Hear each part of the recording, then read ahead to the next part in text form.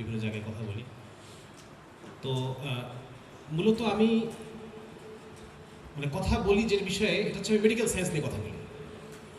হ্যাঁ, মেডিকেল সায়েন্সের জ্ঞান থাকার কারণে এবং আমি যেহেতু আল্লাহ তাআলা আমাকে কিছু অবসর দিচ্ছে, হ্যাঁ, সাধারণত ডাক্তাররা যেরকম ব্যস্ত থাকে আমি অতটা ব্যস্ত থাকি না, আমি অবসর বেশ মানে ফ্রি টাইম পাই। তো এই সময়টা আমি ব্যবহার করি বিভিন্ন জিনিস পড়ার ক্ষেত্রে। আমি পলিটিক্যাল সায়েন্স পড়ি, আমি ইকোনমিক্স পড়ি, আমি হিস্ট্রি পড়ি, ফিলোসফি পড়ি, এবং এগুলো পড়ার দ্বারা যেহেতু মেডিকেল সায়েন্সের জ্ঞান আছে, এই কারণে কিছু বিশেষ অ্যাঙ্গেল আমার চোখে আসে যেই কথাগুলো বলার জন্য আমি খুব ছটফট করি। এবং আমি সবসময় কথাগুলো বলতে চাই, বিশেষ করে যখন ভার্সিটির ছাত্ররা আমার সামনে বসে থাকে, বা আরও বিশেষ করে যদি বলি মেডিকেল কলেজের ছাত্রছাত্রীরা যখন আমার সামনে বসে থাকে, তখন আমি নিজের বয়স ভুলে যাই, সময় ভুলে যাই। হ্যাঁ, এবং আমার কাছে মাত্র 1 ঘন্টা সময় আছে নামাজের আগে, কিন্তু 1 ঘন্টা is not enough for me, আমার 2-3 ঘন্টা সময় লাগে। আমি যখন আমার মাগুরা মেডিকেল কলেজে ছেলেদের হোস্টেলে যাই, তখন 2 ঘন্টার নিচে মানে ওরা মাঝে মাঝে ইনভাইট করে হোস্টেলের বিভিন্ন প্রোগ্রামে, তখন যখন কথা বলি আমার 2 ঘন্টার নিচে আমি ওদেরকে মানে নর্মালি শেষ করতে পারি না। তো যার কারণে 1 ঘন্টায় আসলে আমার সব কিছু মানে আমার ভিতরে যে ছটফটানি, এইগুলো আপনাদেরকে 1 ঘন্টায় বলা আমার জন্য খুব কঠিন। তো যাই হোক, আমি চেষ্টা করবো খুব অল্প সময়ের মধ্যে, যেহেতু সময় নেই, আমাদের নামাজ আছে।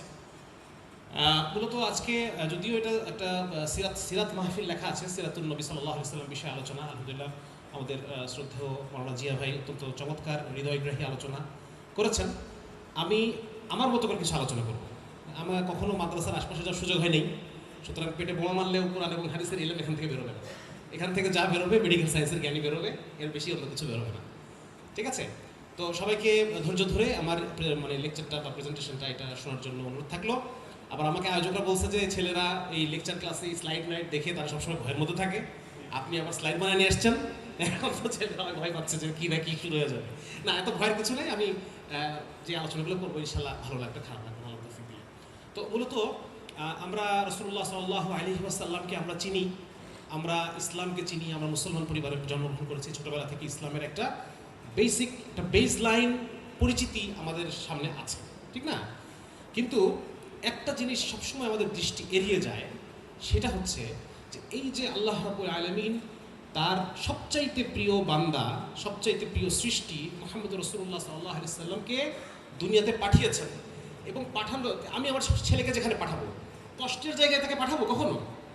আমি যাকে সবচেয়ে ভালোবাসি, ধরুন আমার সন্তানকে আমি সবচেয়ে ভালোবাসি, তার সন্তানকে কষ্টের জায়গায় পাঠাবো?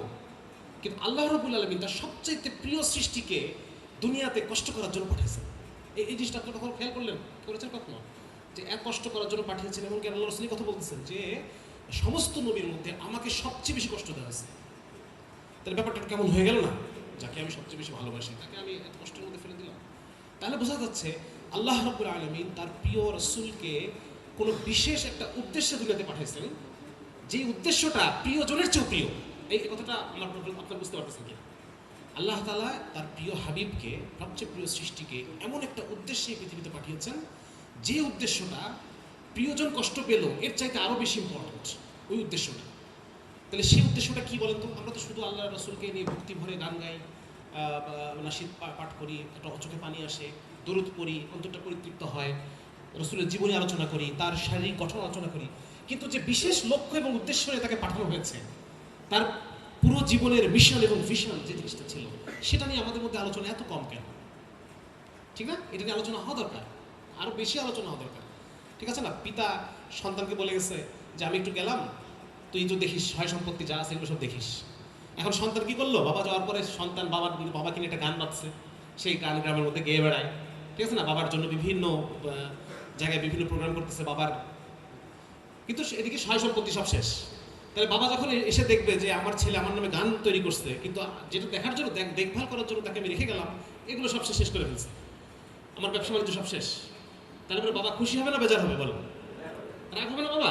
তো আমরা ঠিক একই জিনিসের মধ্যে আছি। আমরা রাসূলুল্লাহ সাল্লাল্লাহু আলাইহি ওয়াসাল্লামের উম্মত, আমরা তাকে নিয়ে ভক্তি করতেছি, তাকে নিয়ে আলোচনা সভা, তার সিরাতের আলোচনা সব ঠিক আছে, কিন্তু তাকে আল্লাহ তাআলা যে উদ্দেশ্যে পাঠালেন, যেই উদ্দেশ্যের পেছনে তিনি তার জীবনের মানে পুরো জীবনটাকে উনি ব্যয় করে দিলেন, তাকে কত লোভ দেখানো হলো, তাকে নারীর লোভ দেখানো হয়েছে, তাকে সম্পদের লোভ দেখানো হয়েছে, তাকে নেতৃত্বের লোভ দেখানো হয়েছে, কিন্তু উনি বললেন কি? একটাই কথা বললেন যে আমার এক হাতে চাঁদ এক হাতে সূর্য, এটাও যদি এনে দাও তবু আমি আমার এই দাওয়াতের কাজ ছাড়তে পারবো না। যত দুনিয়ার যত লোভ সব তাকে দেখানো হয়েছে। তাহলে পরে বোঝা যাচ্ছে উনি একটা বিশেষ মিশন নিয়ে পৃথিবীতে আসছেন।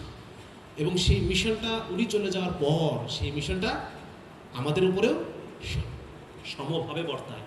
আর কোনো নবী আসবেন না, ঠিক না? সুতরাং এই মিশনটা কি, এই বিষয়ে আমি আপনাদের সঙ্গে আলোচনা করবো, আপনি একটু ধৈর্য ধরে শুনবেন।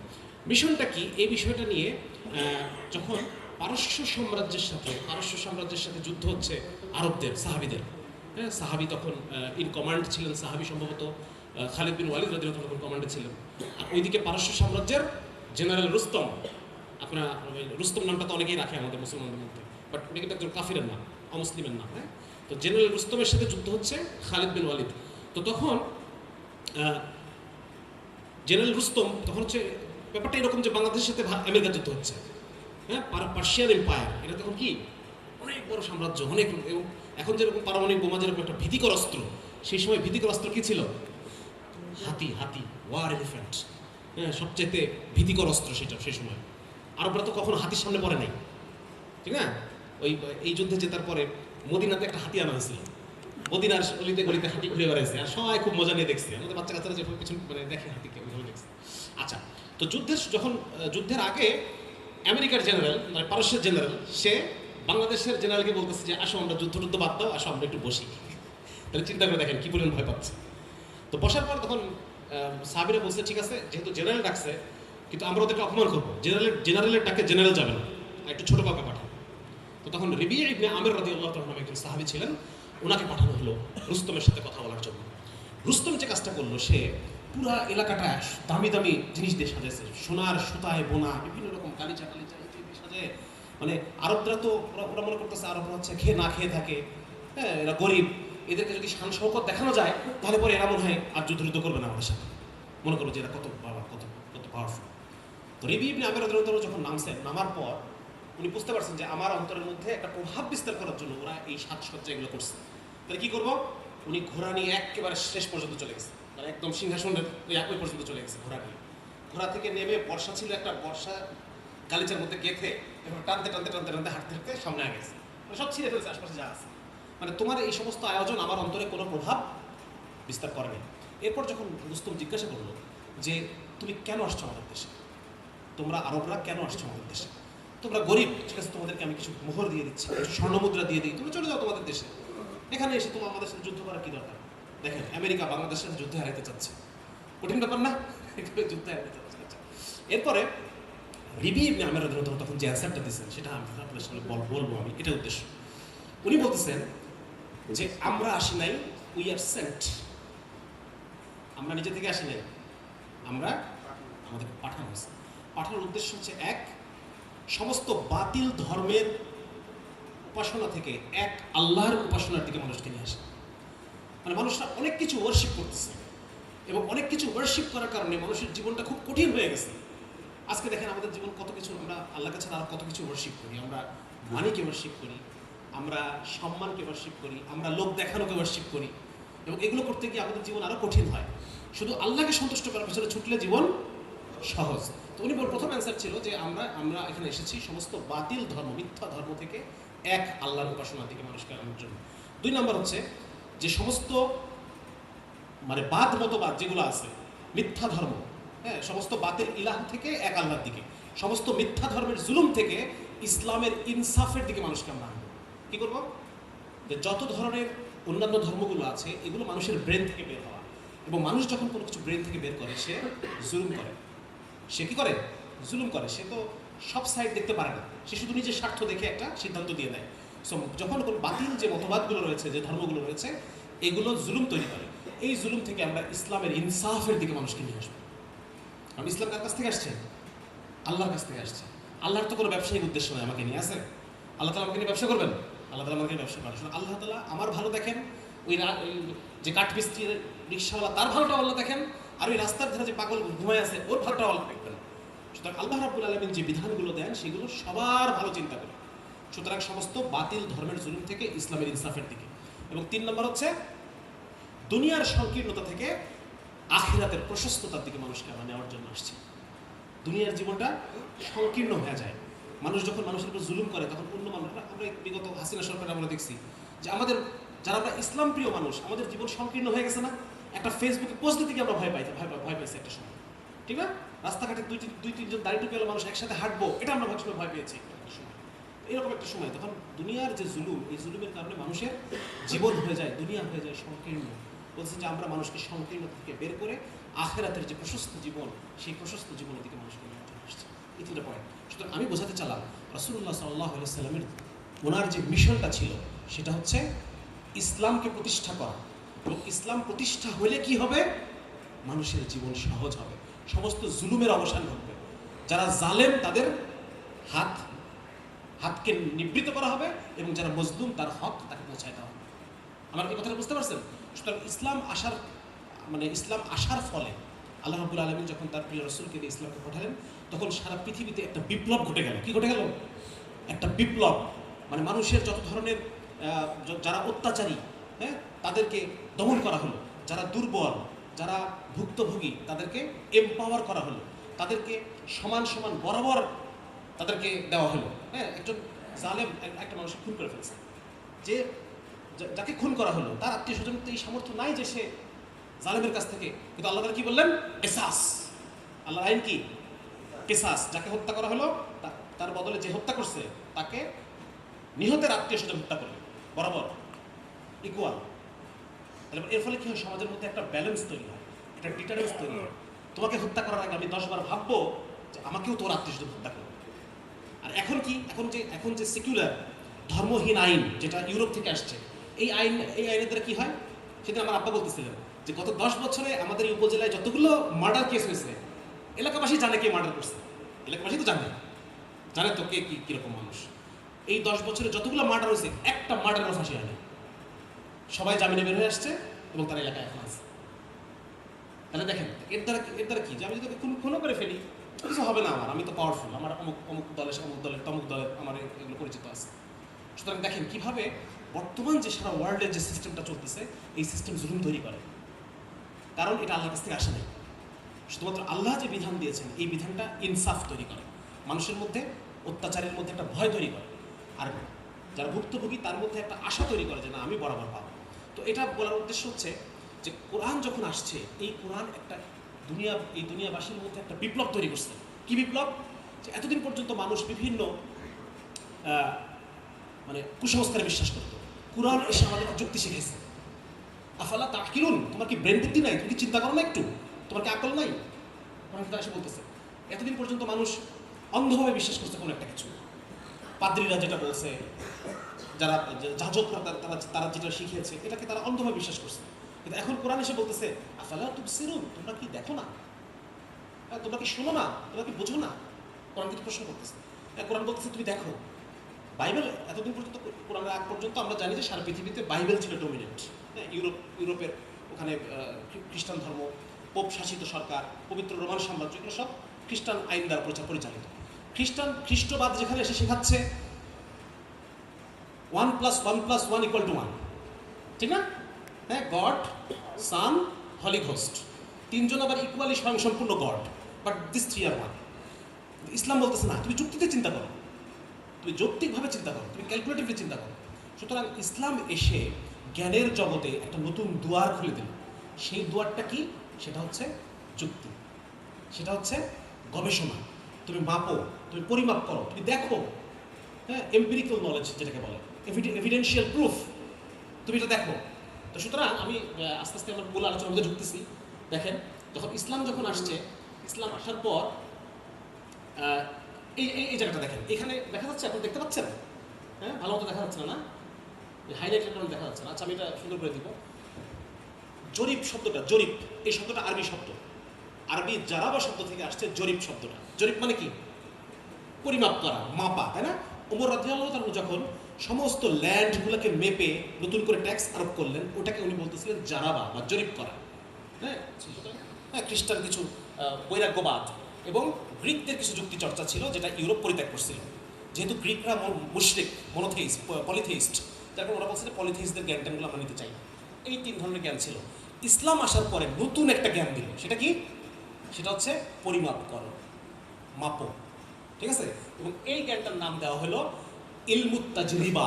জারাবা থেকে তাজরিবা মানে হচ্ছে পরিমাপমূলক জ্ঞান, ঠিক আছে? ইলমুত তাজরিবিয়া, পরিমাপমূলক জ্ঞান বা পরীক্ষালব্ধ জ্ঞান। এই শব্দটা কি আপনার কাছে মানে পরিচিত লাগতেছে, ব্রেনে হিট করতেছে? পরীক্ষালব্ধ জ্ঞান মানে কি? আজকে কি বলি এটাকে আমরা? এটাকে আজকে কি বলি? Experimental science. আজকে এটাকে আমরা বিজ্ঞান বলি, ঠিক আছে? আগে ছিল বিশ্বাস ভিত্তিক জ্ঞান মানে ধর্ম, এবং যুক্তি ভিত্তিক জ্ঞান দর্শন। এই দুটোর বাইরে আরেকটা এক্সট্রা জ্ঞান যেটা হচ্ছে পরিমাপ ভিত্তিক জ্ঞান। বুঝতে পারছেন? এটার নাম হচ্ছে ইলমুত তাজরিবা বা তাজরিবিয়া। এবং এই দেখেন, আধুনিক রসায়নের জনক বলা হয় জাবির ইবনে হাইয়ানকে। আজকে আপনারা এইখানে ভর্তি হওয়ার আগে ইন্টারমিডিয়েটের আগ পর্যন্ত যত ধরনের পড়ছেন না, পরিশোধন, পাতন, এইগুলো বিভিন্ন পড়ছেন না, এগুলো এগুলো সব এই জাবির ইবনে হাইয়ানের তৈরি আবিষ্কার। আজকে পাতন ছাড়া আজকে সবচেয়ে গুরুত্বপূর্ণ যে জিনিস সেটা কি? তেল, নাকি? আজকে যে ক্রুড অয়েল যখন আমরা পাতন করি, পরিশোধন করা হয়, এটার জনক হচ্ছেন উনি বলতেছেন যে রসায়নবিদের সবচেয়ে প্রথম কর্তব্য হচ্ছে হাতে কলমে কাজ করা এবং তাজরিবা অর্থাৎ এক্সপেরিমেন্ট চালানো, ঠিক আছে? অর্থাৎ এক্সপেরিমেন্টাল সায়েন্স। হ্যাঁ, এই যে ইবনে সিনা তাজরিবা নিয়ে আলোচনা করছেন যে কিভাবে একটা জিনিস আমাকে আগে মাপতে হবে, এরপর পরীক্ষাটা চালাতে হবে, এরপর আরেকবার মাপতে হবে, পরের মাপের সাথে পূর্ববর্তী মাপের তুলনা করে আমাকে একটা সিদ্ধান্ত আসতে হবে। দেখেন সায়েন্স যেভাবে কাজ করে, এটা কাদের হাতে তৈরি? দেখেন, এটা মুসলমানদের হাতে তৈরি। এবং পরবর্তীতে যখন মুসলমানদের এই তৈরি করা আরবি জ্ঞান বিজ্ঞানগুলোকে ল্যাটিন ভাষায় অনুবাদ করা হয় ইউরোপে, সেই সময় এই আরবদের যে এই যে বিশেষ একটা ঝোঁক সব কিছু মেপে মেপে কাজ করা, এই মেপে মেপে কাজ করার ঝোঁকটাকে বলা হতো স্টুডিওরাম অ্যারাবিকোরাম সেন্সা, মানে হচ্ছে দ্য স্টাডি সেন্স অফ অ্যারাবস। মানে সব কিছু অন্ধভাবে মেনে না নিয়ে এই মাপামাপি করা।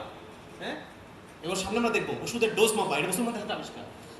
তাহলে এই জিনিসটাকে প্রথম মুসলমান। এবং দেখেন ইলমুত তাজরিবাকে ল্যাটিন ভাষায় যখন অনুবাদ করা হচ্ছে সায়েন্সিয়া এক্সপেরিমেন্টালিস, মানে এক্সপেরিমেন্টাল সায়েন্স। এখন বলেন যে আজকে মুসলমানরা যে আমরা, এটা তো আমাদের সায়েন্স, তো আমাদের জিনিস, আমরা এটা কেন ভুলে গেলাম আজকে? হ্যাঁ, এটা তো আমাদের নিজেদের সম্পদ, আমাদের হাতে আবিষ্কার এই জিনিসটা। আচ্ছা দেখেন, এখানে আমি আরেকটা জিনিস আমি আপনাকে দেখাই। আজকে যে মডার্ন সায়েন্স বলতে আমরা যেটা বুঝি, এটার পুরো ফাউন্ডেশনটা মুসলমানদের হাতে তৈরি, পুরো ফাউন্ডেশনটা। এই দেখেন, ল্যাব এক্সপেরিমেন্ট করা, ল্যাব এক্সপেরিমেন্ট জাবির ইবনে হাইয়ানের তাজরিবা, ঠিক আছে? আগের সিদ্ধান্তের সাথে পরের সিদ্ধান্তের রেজাল্ট মিলায় নেওয়া, তুলনা করা। হ্যাঁ, একটা একটা কি বলে এটাকে, একটা একটা রিসার্চ পরবর্তীতে আমরা এটাকে রিপ্রোডিউস করা, বারবার রিসার্চ করা। এটা কার হাতে তৈরি? ইবনে হাইসাম, ওনার হাতে তৈরি। বারবার পরীক্ষা করে করে ত্রুটি দূর করা, মানে একটা রেজাল্টকে রিপ্রোডিউস করা।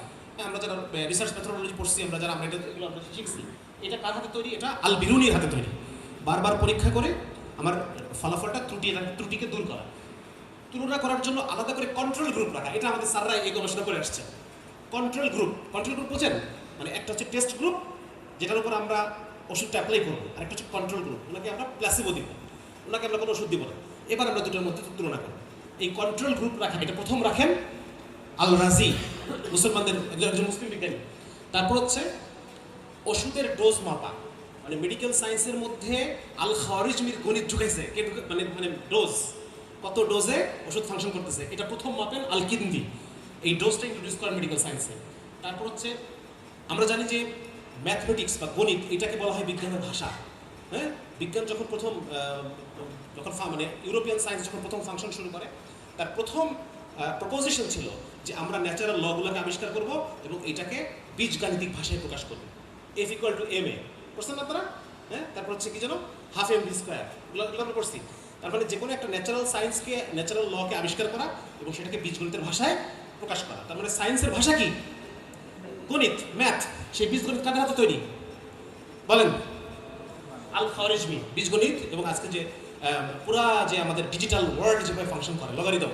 হ্যাঁ, আমরা বারবার বলতেছি যে ফেসবুকের লগারিদম, ইউটিউবের অ্যালগরিদম, এগুলা আমাদেরকে এগুলো মুসলমানদের হাতে তৈরি, আল খাওয়ারিজমির হাতে তৈরি। তারপর ত্রিকোণমিতির জনক হচ্ছেন আল মাওয়ারিজি, ঠিক আছে? ত্রিকোণমিতি ছাড়া আজকের আর্কিটেকচার ইঞ্জিনিয়ারিং থাকবে না। তারপর হচ্ছে আপনার শূন্য, এই জিরো, এটা কারা আবিষ্কার করছেন? একটা মত হচ্ছে ভারত, আরেকটা ওয়েস্টার্ন স্কলারদের আরেকটা মত হচ্ছে এটা আবিষ্কার করছে আরবরা। হ্যাঁ, আরবরা আবিষ্কার করছে। তারপর হচ্ছে ক্যালকুলাসের মধ্যে যেটাকে আমরা ডেরিভেটিভ বলি, ডেরিভেটিভটা হচ্ছে আল খাওয়ারিজমির একটা ইয়ে।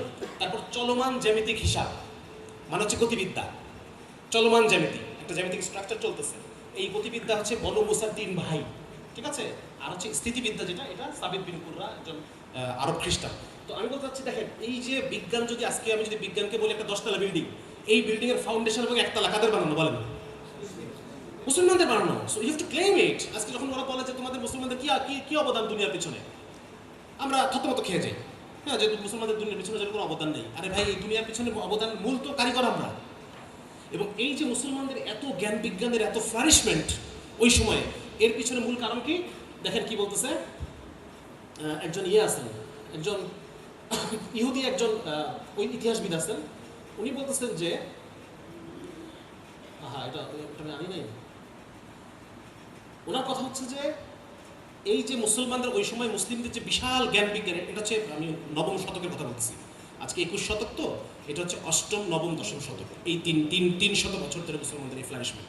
এখন কথা হচ্ছে যে ওনার নাম হচ্ছে হার্টউইগ হার্শফেল্ড, ওই যার কথা বলতেছি, একজন ইহুদি ইতিহাসবিদ। উনি বলতেছেন যে মুসলমানদের এই জ্ঞান বিজ্ঞানের যত জ্ঞান বিজ্ঞানের ফ্লারিশ হয়েছে, এটার পেছনে মূল উৎস হচ্ছে কোরআন। কারণ কোরআন এসে মুসলমানদের দৃষ্টিভঙ্গিকে পরিবর্তন করে দিচ্ছে। একটা সময় মানুষ অন্ধভাবে বিশ্বাস করতো, কোরআন এসে বলতেছে তুমি তাকাও দূর দিগন্তে এবং তাকাও তোমার নিজের শরীরের মধ্যে। হ্যাঁ, একটা সময় মানুষ তো মানুষের বডিকে মানে ডিসেক্ট করতে ভয় পেত। ইমাম গাজ্জালী রহমাতুল্লাহ একটা ফতোয়া ছিল যে উনি বলতেছেন যে ডিসেকশন শিখার জন্য করা যাবে, এরকম একটা ওনার ফতোয়া আছে এবং গাজ্জালী। এর ফলে পরবর্তী দেখা যায় মুসলমান বিজ্ঞানীদের মধ্যে কেউ কেউ এটা করে ভিতরে যে আমাকে অ্যানাটমি, আমি সামনে আরও আপনাদের সময় পেলে তো দেখাইতাম, আসলে সময় নেই। হ্যাঁ, এবং দেখেন একজন ফ্রেঞ্চ সার্জন রবার্ট ব্রিফল্ট, ওনার একটা বই, বিখ্যাত একটা বই, দ্য মেকিং অফ হিউম্যানিটি, ওইখানে উনি বলতেছেন যে এক্সপেরিমেন্টাল মেথড বা বিজ্ঞান, এটার আবিষ্কারক কে? সেটা অন্যান্য আরব আবিষ্কারের মতোই ফার্স্ট ইউরোপিয়ান, মানে ইউরোপিয়ানরা করছে কি, প্রথম ইউরোপিয়ান যে এভারেস্ট পর্বত দেখছে সে এভারেস্টের আবিষ্কারক, বুঝছেন? কিন্তু এর আগে যে নেপালের মানুষ হাজার বছর ধরে এভারেস্ট পর্বত দেখে আসতেছে, এটা কোনো মূল্য নেই। নেপালের মানুষের কাছে কি এভারেস্ট পর্বত নতুন দেখছে ওরা? ইউরোপিয়ান একজন এসে প্রথম এটা দেখলো, নাম দিল মাউন্ট এভারেস্ট। কিন্তু নেপালিরা যে এতদিন ধরে এটাকে আকাশ সাগরটা কি নামে একটা ডাকে, হ্যাঁ, এটার কোনো মূল্য নেই। তারপরে প্রথম ইউরোপীয় এটা আবিষ্কার করবে, সে ওটা আবিষ্কার করবে। তাহলে উনি বলতেছেন আরবদের অন্যান্য আবিষ্কার যেরকম ইউরোপিয়ানরা হাইজ্যাক করে নিয়ে গেছে, বিজ্ঞানের আবিষ্কারটাও ইউরোপিয়ানরা মুসলমানদের কাছ থেকে হাইজ্যাক করে নিয়ে গেছে। দেখেন কম্পাস হাইজ্যাক করে নিয়ে গেছে, অ্যালকোহলের আবিষ্কারক নিয়ে গেছে, লেন্স এবং বারুদ আবিষ্কার করছে কে, সেটা নিয়ে গেছে। এবং উনি বলতেছেন যে মানে মূলত বিজ্ঞানের আবিষ্কারক মুসলমানরা, এটা হচ্ছে ওনার স্বীকারোক্তি। আচ্ছা, আমি এখানে একটু আমার স্লাইডে প্রবলেম হয়ে গেছে, আমি ভালো করে বোঝাতে পারতেছি না এখানে। আচ্ছা, এবার দেখা যায় যে এই যে শক্তিমাত্রা বা ডোজ বের করছেন আল-কিন্দি, ঠিক আছে, এটা দেখালাম। এই দেখেন আলী বিন আব্বাস, ইনার এই ব্যক্তির একটা বিশাল এনসাইক্লোপিডিয়া রচনা করেন। এইটা ছিল ইউরোপের কাছে একমাত্র অ্যানাটমির বই, 600 বছর ধরে একমাত্র অ্যানাটমির বই ছিল এই আলী আব্বাসের রচিত অ্যানাটমির যে বইটা, ইউরোপের হাতে 600 বছর ধরে ছিল, ঠিক আছে। এটা পরবর্তী ওরা আবিষ্কার করে, ওরা এটাকে ট্রান্সলেট করে নেয়। আল রাজি দেখেন, আল রাজির কত কিছু আবিষ্কার, তার যে পেডিয়াট্রিক্স এবং পেডিয়াট্রিক সাইকোলজি, এটাকে উনি একটা আলাদা ফ্যাকাল্টি হিসেবে প্রতিষ্ঠা করেন, আলাদা একটা সাবজেক্ট হিসেবে প্রতিষ্ঠা করেন।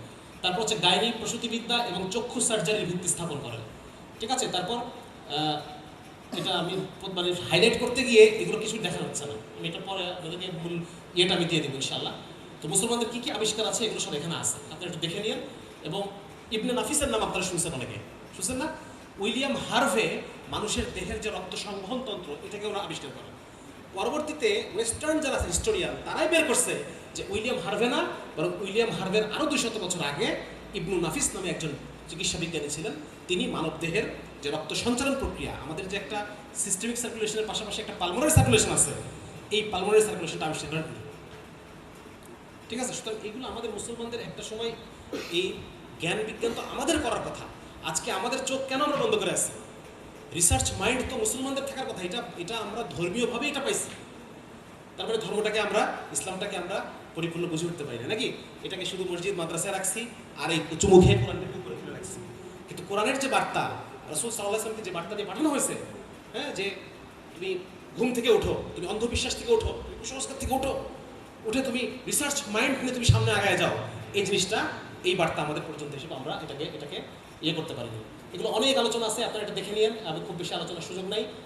এই দেখেন আল জাহরাবি, এখানে সার্জারি সারা বসে আছে, এখানে আল জাহরাবির প্রায় 200টা ইনস্ট্রুমেন্ট উনি তৈরি করেন সার্জারির জন্য, স্পেনের আন্দালুস, স্পেন যখন মুসলমানদের হাতে ছিল, এবং তার কিছু কিছু ইনস্ট্রুমেন্ট এখনো পর্যন্ত সাররা ইউজ করে, কিছু কিছু ইনস্ট্রুমেন্ট এখনো সাররা ইউজ করে। প্রথম টনসিলেক্টমি এবং ট্র্যাকিওস্টমি উনি করেন ছাগলের উপরে প্রথম ট্র্যাকিওস্টমি করে উনি এটাকে ইয়ে করেন। তারপর হচ্ছে অ্যানাস্থেশিয়া দেন, আফিম এবং ক্যানাবিস দিয়ে প্রথম অ্যানাস্থেশিয়া দেন উনি, আফিম দিয়ে অ্যানাস্থেশিয়া দেন, ঠিক আছে। তারপর হচ্ছে আমরা যে ক্যাটগাট সাররা ইউজ করেন, সেই ক্যাটগাট প্রথম বিড়ালের অন্ত্র থেকে প্রথম তৈরি করেন এই আল-জাহারাভি। প্রচুর আবিষ্কার, না অনেক আবিষ্কার, হ্যাঁ, মানে কানের পরীক্ষা করার ইয়ে, এগুলো অনেক কিছু আছে। কিরকম হচ্ছে এগুলো আমি দেখাতে পারতেছি না। প্রথম থাইরয়েডেক্টমি করেন ইনি, আল-জাহারাভি। সো মুসলমানদের একটা বিশাল লিগেসি আছে, আমরা দুনিয়াতে বানের জলে ভেসে আসি নাই নাকি।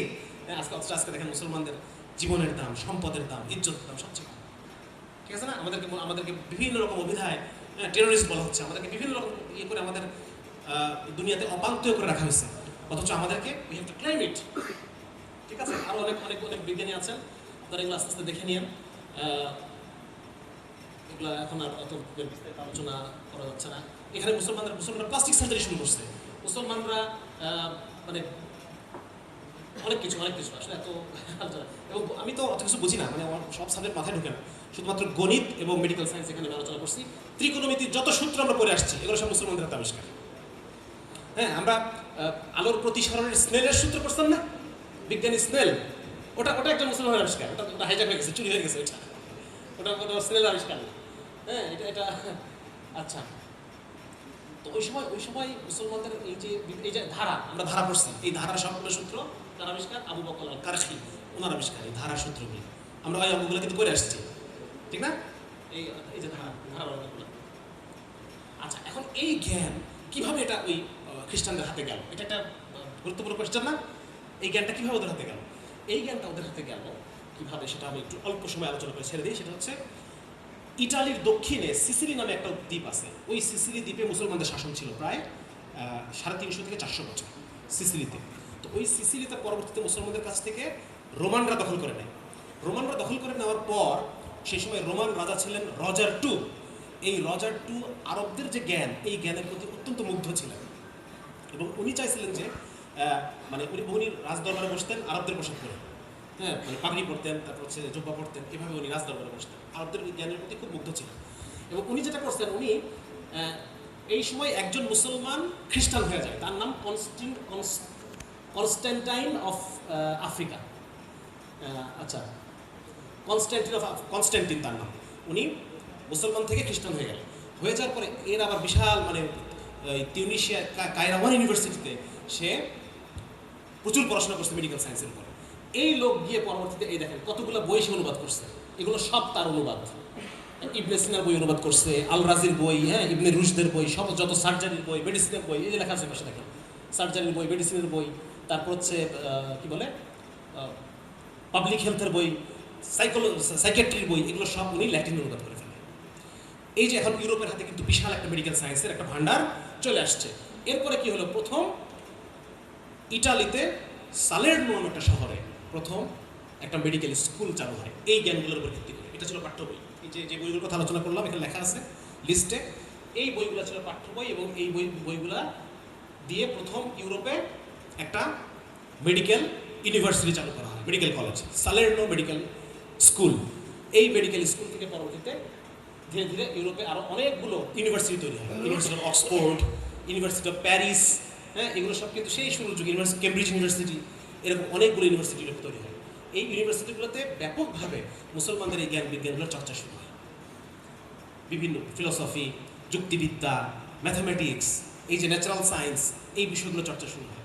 এবং ইউরোপের যারা খ্রিস্টান পাদ্রী, তার সাইড বাই সাইড কিছু স্কলার তৈরি হয় যারা আসলে ধর্মের সাথে সম্পর্ক নেই, এদের হাত ধরে পরবর্তীতে ইউরোপে রেনেসা নামে একটা বিশাল চিন্তাগত আন্দোলন শুরু হয়ে যায়, রেনেসা।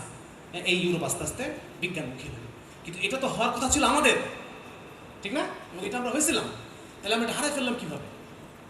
এখন আমাদেরকে এই জিনিস আবার আমাদের মধ্যে আবার জাগ্রত করতে হবে, এই রিসার্চ মাইন্ড আমাদের মধ্যে আবার তৈরি করতে হবে, নাহলে পরে আমরা আবার সেই মানে আগাইতে পারবো না। সেই মুসলমানদের এইভাবেই চলবে। এই দেখেন কীভাবে হলো, দেখেন উইলিয়াম অফ নরম্যান্ডি এর সাথে কিছু বহু ইহুদি ব্রিটেনে আশ্রয় নেয় এবং অক্সফোর্ডে বিজ্ঞান স্কুল প্রতিষ্ঠা করে। এই বিজ্ঞান স্কুলের নাম কি এখন? কে বলতে পারবে? অক্সফোর্ডে তারা বিজ্ঞান স্কুল প্রতিষ্ঠা করে, এই স্কুলের নাম আজকে অক্সফোর্ড ইউনিভার্সিটি। বুঝা গেল? সুতরাং এরা ওই স্পেন থেকে গিয়ে এই অক্সফোর্ড ইউনিভার্সিটি আবিষ্কার করছে, মানে স্থাপন করছে। তো এই দেখেন কোরআনের মধ্যে আয়াতগুলো দেখেন, আমি তাদেরকে আমার নিদর্শনাবলী দেখাবো বিশ্বজগতে ও তাদের নিজেদের মধ্যে। আল্লাহর নিদর্শন আছে এই সারা পৃথিবীতে, আল্লাহর নিদর্শন ছড়ানো ছিটানো। এই যে আপনারা যে ধ্রুবকগুলো পড়েন কনস্ট্যান্ট, এগুলো কি? এগুলো আল্লাহ নিদর্শন। পাই ইকুয়াল টু 22/7, এটা 21/7 কেন না? এটা 24/3 কেন না? এটা যে 22/7, এই যে ধ্রুবকের মান, এটা কে তৈরি করছে? এটা কার নিদর্শন? অ্যাভোগাড্রো সংখ্যা 6.023 × 10⁻²3, এটা কেন? কেন এটা 6.05 × 10⁻23 না? এইটা যে স্পেসিফিক মানগুলা, এগুলোকে ঠিক করছে এই ধ্রুবকগুলা। এই ধ্রুবকগুলো আল্লাহ তাআলার আয়াত, আল্লাহ তাআলার নিদর্শন যে একজন মহাপরিকল্পনাকারী, একটা বিগ ব্রেইন এইগুলোর পিছনে আছে, এই সৃষ্টির পিছনে আছে। এবং তিনি খুব মেপে মেপে, খুব হিসাব করে করে যেই জিনিসটা যেখানে বসানো, সেই জিনিসটা সেখানে তিনি বসাইছেন। এগুলো আল্লাহ তাআলার আয়াত, এগুলো আমরা চিন্তা করি না। এই দেখেন কিভাবে আল্লাহ তাআলা, এবং আমাদের মেডিকেল সায়েন্সে দেখেন, এবং তাদের নিজেদের মধ্যেও, আমাদের নিজেদের শরীরের মধ্যে। এই জন্য দেখা যায় যে অন্যান্য সাবজেক্টের চেয়ে মেডিকেল সায়েন্সে যারা পড়ে তারা মোর কি বলা যায়, তারা গড কনসিয়াস হয়। তারা নামাজ পড়ুক আর না পড়ুক, তারা আল্লাহকে অবিশ্বাস করতে পারে। কারণ এই দেহের মধ্যে, একটা সেলের মধ্যে যা চলতেছে, এইটাকে কিভাবে ব্যাখ্যা করা যায়? এটা র্যান্ডমলি কিভাবে চলতে পারে? আমার একটা সেলে এই মুহূর্তে 1 কোটি বিক্রিয়া এট আ টাইম হচ্ছে। তাহলে এখন তোমার বডিতে কতগুলো বিক্রিয়া হচ্ছে? 1 কোটি × 35 ট্রিলিয়ন সেল আছে তোমার বডিতে। তারপরে এখন গুণ দাও কতগুলো বিক্রিয়া। এখন এই মুহূর্তে কারোর সাথে কারো কোনো কলিশন নাই, কোনো সংঘর্ষ নাই। একটা সেলের মধ্যে 1 কোটি বিক্রিয়া হচ্ছে, কোনো সংঘর্ষ নাই। তার মানে বোঝা যাচ্ছে এক মহাশক্তিশালী কেউ এটাকে খুব সুচারুভাবে, যেমন তেমন করে না। ওই যে নজরুলের গান হলো কিছুক্ষণ আগে, নজরুলের একটা গান আছে যে কি, খেলিছ বিরাট ও শিশু আনো মনে বিশ্ব লয়ে। মানে আল্লাহ একটা শিশু, যেমন তেমন করে খেলতেছে না, বরং উনি একটা পারপাস, একটা ভেরি বেনিফিশিয়াল পারপাসকে উদ্দেশ্য করে এই পৃথিবী সৃষ্টি করছেন। হ্যাঁ, এবং উনি এটা নিজে স্বয়ং এটাকে কন্ট্রোল করতেছেন, স্বয়ং এটাকে সৃষ্টি করতেছেন পরিমাপ ঠিক রেখে। আল্লাহর একটা নাম হচ্ছে আল মুসাউবির, যিনি প্রপার পরিমাপ করেন। ঠিক আছে না? সুবহানাল্লাহ। সুতরাং এইটুকু তো আমাদের, এই যে আজকে আপনারা মেডিকেল সায়েন্স করতেছেন, আপনারা কত বড় নেয়ামত, এটা আপনি চিন্তা করেন। আমি মাঝে মধ্যে অবাক হয়ে যাই। বিশেষ করে আমি ফিজিওলজি সাবজেক্টটা চুজ করার পিছনে আমার একটা উদ্দেশ্য, এটা 1 নম্বর, আমার কথা বলতে ক্লান্তি লাগে, রুগী দেখতে একটু ক্লান্তি লাগে। কথা বলতে কোনো ক্লান্তি লাগে না, আমি ঘন্টা 2 কথা বলতে পারি, কোনো সমস্যা নাই। আর 2 নম্বর হচ্ছে ফিজিওলজি আমার কাছে মনে হয়েছে যে এটা আমি আল্লাহর আয়াতকে আবিষ্কার মানে জানতেছি, আল্লাহর আয়াত, আল্লাহর নিদর্শন। কারণ আল্লাহ বলছেন শরীরের মধ্যে তোমার নিদর্শন আছে। সো আপনারা যারা মেডিকেল সায়েন্স পড়ার, you are blessed, very much blessed যে আপনারা মেডিকেল সায়েন্স পড়ার সুযোগ পাইছেন। তার মানে আপনারা আল্লাহকে পড়ার সুযোগ পাচ্ছেন, আল্লাহকে জানার সুযোগ পাচ্ছেন। এর চাইতে পড়ার সুযোগ হতে পারে? আমাদের মানব সৃষ্টির উদ্দেশ্য কি? আল্লাহ তাআলা বলছেন ওমা খালাকতুল জিন্না ওয়াল ইনসা ইল্লা লিয়াবুদুন। এটার অর্থ হচ্ছে লিয়াবুদুন মানে লিয়ারিফুন, আমি জিন এবং ইনসানকে সৃষ্টি করছি আমাকে চেনার জন্য। তাহলে আল্লাহকে চেনার সুযোগ আপনাদের চেয়ে বেশি কেউ পাচ্ছেন। সো এই পড়াটাকে ইবাদত মনে করে পড়েন। এই পড়াটাকে, হ্যাঁ, এক তো মুসলমানদের মধ্যে চিকিৎসক তৈরি হয়, এটা ফরজে কিফায়া। মুসলমানদের মধ্যে নারী চিকিৎসক তৈরি হয়, এটা ফরজে কিফায়া। সুতরাং আপনারা যে পড়তেছেন, এটাকে যেমন তেমন করে পড়েন না, এটাকে একটা ধর্মীয় দায়িত্ব মনে করে পড়েন। ধর্মীয় আল্লাহর পক্ষ থেকে দেওয়া একটা ফরজ মনে করে এটাকে পড়েন। দেখবেন যে পড়ার মধ্যে একটা স্পিড পাবেন, সময় নষ্ট কম হবে। ঠিক আছে ইনশাআল্লাহ? আচ্ছা, তারপরে এই যে এটা বুঝতেছিলাম, এই যে হার্টউইগ হার্টফেল্ড, হ্যাঁ, কোরআনকে যে জ্ঞান ধারার উৎসমুখ হিসেবে বিবেচনা করা হয়, সব কিছু কোরআনের মধ্যে আছে। এবং মুসলমানদের যে মানে প্রেরণা যুগে একইভাবে কোরআন দেখা যাচ্ছে না। তারপর একটা হাদিস, আল্লাহ তাআলা এমন কোনো রোগ সৃষ্টি করেন নাই যেই রোগের আল্লাহ তাআলা ওষুধ সৃষ্টি করেন নাই। অথচ আজকে আমরা ইউরোপের দিকে তাকে বসে আছি যে ইউরোপ গবেষণা করবে, গবেষণা করে রিসার্চ পেপার পাবলিশ করবে, আর আমি ডাক্তার হয়ে সেগুলো লিখবো। অথচ এই যে ওষুধ তৈরি করছেন আল্লাহ তাআলা, আল্লাহ বলে দিচ্ছেন এটা তো মুসলমানদের আবিষ্কার করা হচ্ছে। ঠিক আছে না? সুতরাং আজকে আমার যারা স্টুডেন্ট আমার সামনে বসে আছে, আমি আমার স্টুডেন্টদেরকে বলি যে তোমরা রিসার্চ মাইন্ডেড হও, রিসার্চ মাইন্ডেড হও। তোমাদের মধ্যে অনেক স্যার আছেন যারা রিসার্চ নিয়ে খুব, মানে তারা রেগুলার তারা রিসার্চ, প্রতি বছর রিসার্চ করতেছেন। এমন ডাক্তার আছেন আমাদের মধ্যে, স্যারের সাথে তোমরা বসো, বলে স্যার আমাদের একটা রিসার্চ ক্লাব খুলে দেন। হ্যাঁ, এই রিসার্চ মেথোডোলজি জিনিসটা কমিউনিটি মেডিসিনের সাথে পড়ানো হয়, তো এই জন্য আমরা এটা খুব বেশি খেয়াল করে পড়ি না। এমনি কমিউনিটি মেডিসিন সাবজেক্টটা আমরা একটু কেমন একটু নাকটা কুচকায় পড়ি, কোনো মতে গিলে ফেলি। যার কারণে রিসার্চ মেথোডোলজির মধ্যে একটা মজার জিনিস, এটা আসলে আমাদের কখনোই পড়া হয়ে ওঠে। এখন থেকে যদি তোমরা একটু রিসার্চ মেথোডোলজিটা ভালো করে পড়ে একটা রিসার্চ মাইন্ড তৈরি করতে পারো, হ্যাঁ, এবং খুব বড় আবিষ্কার দরকার নেই, খুব ছোট ছোট আবিষ্কার করো, এবং এই আবিষ্কারের দ্বারা এই দেশ, আমাদের বাংলাদেশ, এই গরিব দেশটা এবং মুসলিম জাতি, এটার জন্য তুমি অবদান রাখতে পারবা। ফর এক্সাম্পল আমি উদাহরণ দিই, স্যাররা যে নাপা লেখে, এই নাপার যে প্যারাসিটামল বিপি, এটা কোথেকে আসে বলতে পারবা? এটা কি বাংলাদেশ তৈরি করে? এই প্যারাসিটামল বিপি যে এই যে উপাদানটা, এটা কোথেকে আসে? হ্যাঁ, এটা বিদেশ থেকে আসে। বাংলাদেশ এটাকে ইম্পোর্ট করে, ইম্পোর্ট করে এই ফার্মাসিউটিক্যাল কোম্পানিগুলো কি করে, এটাকে ছোট ছোট বড়ি বানায় মানে এটাকে বাজারজাত করে। তার মানে প্রতি বছর আমাকে প্যারাসিটামল বিপি আমদানি করতে হয়, এই গরিব দেশের টাকা ডলার ইনভেস্ট করে সেইটাকে আমাকে আমদানি করে সমস্ত ওষুধ। বাংলাদেশ কোনো ওষুধ তৈরি করে না। তাহলে এখন তোমাদের মধ্যে কেউ যদি গবেষণা করে দেখলো যে প্যারাসিটামল তৈরি হওয়ার আগেও তো মানুষের জ্বর হইতো, প্যারাসিটামল তৈরি হওয়ার আগেও তো মানুষের জ্বর সারছে, নাকি সারে নাই মানুষের জ্বর সারতো, তাহলে সে গবেষণা করে দেখলো যে না, ওই ওষুধ ওইটা উপাদানের মাধ্যমে জ্বরটা সারতেছে। সে একটা প্যারাসিটামল নাপার অল্টারনেট একটা ড্রাগ সে তৈরি করে ফেলল। তাহলে পরে এটার দ্বারা কি দেশের টাকা বাঁচায় দিলেন না আপনি? হ্যাঁ, দিলেন কিনা? আপনি এটার দ্বারা মুসলমানদেরকে, কাফেরদের, অমুসলমানদের মুখাপেক্ষী হওয়া থেকে বাঁচালেন কিনা, স্বাধীন হওয়া থেকে বাঁচালেন কিনা? সুতরাং আপনাদের প্রত্যেকের কাছে যে বলবো, এই রিসার্চ মাইন্ডেড হওয়া, এটা আমাদের প্রতি আল্লাহ তাআলার হুকুম। আল্লাহ তাআলা চান মুসলমানরা যেন রিসার্চ করে, রিসার্চ মাইন্ডেড হয়। এই জন্য আপনাদের সবার কাছে অনুরোধ থাকবে আমার, যে আপনারা রিসার্চ মাইন্ডেড হবে, ঠিক আছে ইনশাআল্লাহ? এখান থেকে পাশ করে বের হওয়ার আগে প্রত্যেকের নামে যেন একটা পাবলিকেশন থাকে, এটা চাইলে আপনারা করতে পারবেন। স্যারদের সাথে যোগাযোগ করেন, স্যার আপনাদেরকে সম্পূর্ণ হেল্প করবেন ইনশাআল্লাহ, ঠিক আছে? আচ্ছা, এগুলো সব ইয়ে আছে। এই আলোচনা আমি করে ফেলছি যে প্রত্যেক এলাকায় কিছু মানে এটা ফরজে কিফায়া, আমাদের জন্য ফরজ, ডাক্তার হওয়া মুসলমানদের জন্য ফরজ, ঠিক আছে? এবং সরকারি আইনে যদি সার্টিফিকেটের বাধ্যবাধকতা থাকে, তাহলে ওই সার্টিফিকেট অর্জন করা এটাও মেনে চলা আবশ্যক, সরকারি আইন মেনে চলা আবশ্যক। সুতরাং আমরা যে বিবিএস কারিকুলাম করতেছি, এটা আমাদের জন্য একটা ধর্মীয় বিধান হিসেবে আমাদের উপর আসবে। আচ্ছা, কেন তোমাকে ভালোভাবে পড়তে হবে? দেখো, হ্যাঁ, অনেক সময় যেমন হচ্ছে আমি ব্যক্তিগত আমি নিজেই বাবা মার ঠেলাঠেলিতে জোর করে মেডিকেল সায়েন্স পড়ছি, আমি পড়তে চাই না আসলে। তো যার কারণে আমার পড়াশোনাটা কখনোই আমি খুব যে মন দিয়ে অনেক অনেক কিছু পড়াশোনা করতেছি, এটা আমার কখনো হয়ে ওঠে না আর কি। এবং আমি মানে পরবর্তীতে ডাক্তারিও করতে চাইনি, আমি এটা আলোচনা না করি। কিন্তু শোনো, তোমরা যেহেতু এখানে ডাক্তার হওয়ার স্বপ্ন নিয়ে আসছো এবং তোমরা ডাক্তারি করবা, মানুষকে দেখবা, রোগীকে চিকিৎসা করবা, সো তোমাদের জন্য এটা কিন্তু খুব অ্যাপ্লিকেবল। যে ব্যক্তি চিকিৎসা জ্ঞান ছাড়া কারো চিকিৎসা করে এবং এতে অজ্ঞতার কারণে রোগীর কোনো ক্ষতি করে ফেলে, তাহলে সে দায়ী হবে। সুতরাং পড়াশোনাটা ভালো করে করতে হবে, ঠিক কিনা?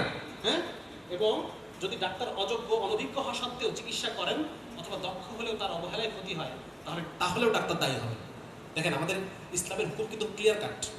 হ্যাঁ, যে যদি মানে অবহেলার কারণে যদি রোগীর ক্ষতি হয়, মেডিকেল নেগলিজেন্স যেটাকে আমরা বলি, এটা কিন্তু বিধান আমাদের শরীয়তে কিন্তু আছে। হ্যাঁ, সেটা হলো তাকে ডাক্তার দায়ী হবেন, তিনি ক্ষতিপূরণ দিতে বাধ্য থাকবেন, ঠিক আছে? সুতরাং আমরা ভালো করে পড়বো ইনশাআল্লাহ। এগুলো নিয়ে আলোচনা হয়ে গেছে, এগুলো আপনারা একটু দেখে নিন, পড়ে নিন।